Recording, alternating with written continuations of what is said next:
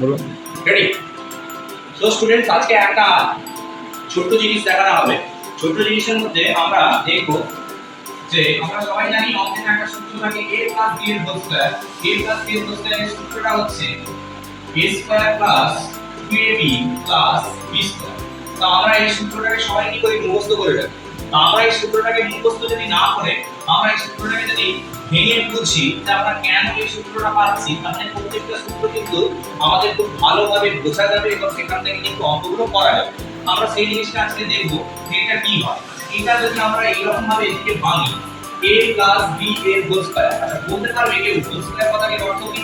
আমরা যদি মনে করো এখানে x স্কয়ার দিয়ে থাকি, তাহলে আমরা যেটা দেখতে পাই x multiplication with x that equal to x square.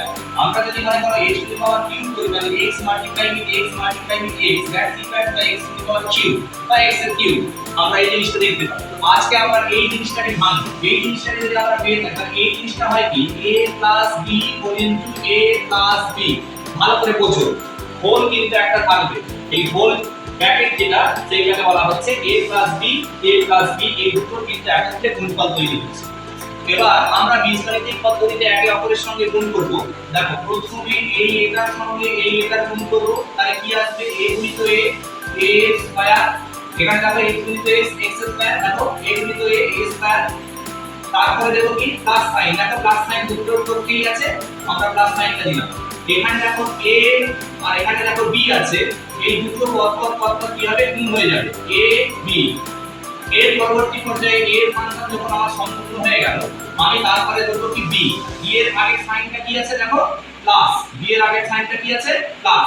Plus যদি থাকে তাহলে এই যে b এর সাইনটা রয়েছে, এই b টাকে দিয়ে আমরা এই a এর সঙ্গে একবার গুণ করব। গুণ করলে কি হবে a b, আর এই b টাকে দিয়ে আরেকটা আমরা গুণ করব এইটার সঙ্গে। এখানেও দেখো হচ্ছে সাইন প্লাস, এখানেও প্লাস, প্লাসে প্লাসে অবশ্যই আমরা জানি প্লাস হবে। তাহলে এই b এর সঙ্গে এই b এর ক্যালকুলেশন করলে b multiply b equal to b square. তাহলে এবার আমরা যদি এটাকে পুরোটাকে যদি আমরা নিয়ে আসি, তাহলে নিয়ে এলে হবে a স্কয়ার। দেখো এখানে একটা ab আছে, এখানে একটা ab আছে, এই দুটোর আগে কিছু নেই মানে কি আছে, দেখো এই দুটোর আগে কিছু নেই মানে 1 1 করে আছে। আমরা দুটো 1 1 বসিয়ে দিলাম, তাহলে 1 এর সঙ্গে 1 যোগ করলে কি হয়, +2।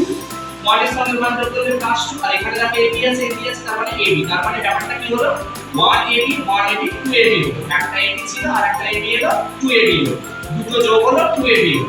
আর এখানটা তার মানে কি হতে গেল, প্লাস b স্কয়ার। ভালো করে এটা লক্ষ্য করে দেখো, a square plus 2ab plus b square, a square plus 2ab plus b square.